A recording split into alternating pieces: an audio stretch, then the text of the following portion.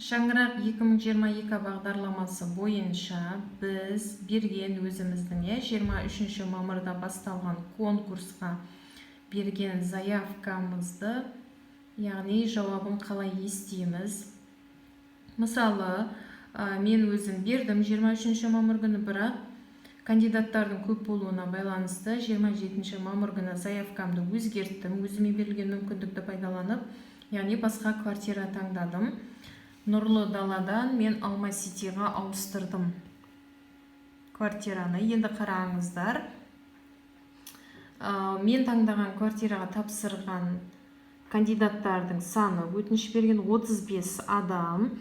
Менің заявка берген адамдардың ішінен текущий номер очередім 4-ші болып тұр. Яғни менің алдымда міне жеке кабинеттеріне кірсеңіздер, мои заявки бөліміне кіріп қарайсыздар, сіздің алдыңызда неше адам бар, неше кандидат бар саны көрініп тұрады, және сіз нешінші болып тұрсыз, барлығы көрсетіліп тұр. Сіз бұл жердегі номер очердіңіз сіздің отбасы банкінен әр ай сайын депозитіңізге ақша салып алған вознаграждениеңізге қарай.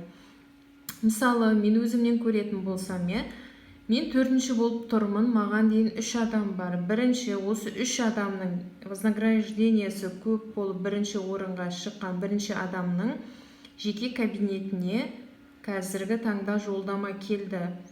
Байқау 30 майда, яғни конкурс аяқталды, бүгін 31-і. Демек, ол адамның жеке кабинетінде жолдама келді деген сөз. Ол адамға 5 жұмыс күні беріледі.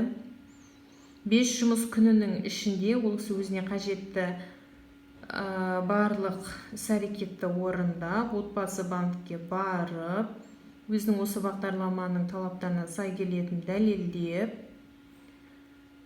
қажетті сұраған құжаттарды өткізуі қажет. Ал егер бірінші болып тұрған адам оның барлығын өте алмаса, 5 күннен кейін направление жолдама, яғни астында тұрған екінші кезектегі адамға түседі. Мен бұл жерде 4-ші болып тұрмын. Маған дейінгі 3 адамның үшеуі де өзінің платежеспособность дәлелдей алмаса, бағдарламаға сәйкес келетін, мен 4-ші болып тұрғаннан кейін автоматты түрде белгілі бір уақыттардан кейін жолдама маған түседі.